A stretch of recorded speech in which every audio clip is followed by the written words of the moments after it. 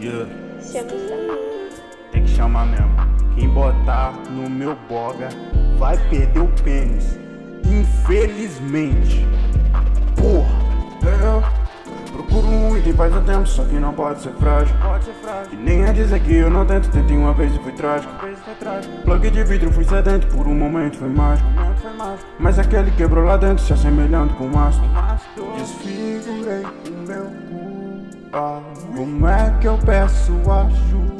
Não sei como é que eu vou explicar que se eu abrir meu boga vai cair caco de vidro. Tem sido difícil toda vez que eu cago essa vida do orifício anal. Não, tô passando mal. Rasgou, cortou, não foi letal. Doeu, sangrou, não foi fatal. Muitos dirão que a ideia não foi boa. Tudo que eu fiz acabou à toa. À toa não, fenomenal. Meu cozinho virou armadilha de procuro um item faz um tempo, só que não pode ser frágil. E nem é dizer que eu não tento, tentei uma vez e foi trágico. Plug de vidro, fui sedento, por um momento foi mágico. Mas aquele quebrou lá dentro, se assemelhando com um astro. Então eu desfigurei o meu cu.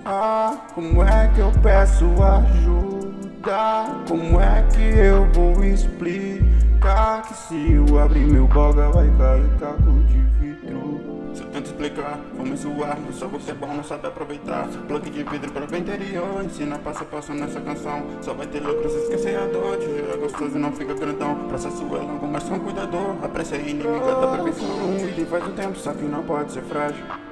E nem é dizer que eu não tento, tentei uma vez e foi trágico. Plug de vidro foi sedento, por um momento foi mágico. Mas aquele quebrou lá dentro, se assemelhando com o astro. Desfigurei o meu cu. Como é que eu peço ajuda? Como é que eu vou explicar que se eu abrir meu boga vai cair caco de vidro? Yeah, ao sorrir,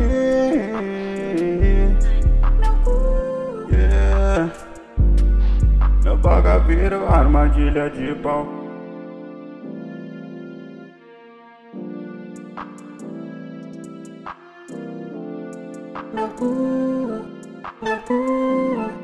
Meu boga virou armadilha de pau.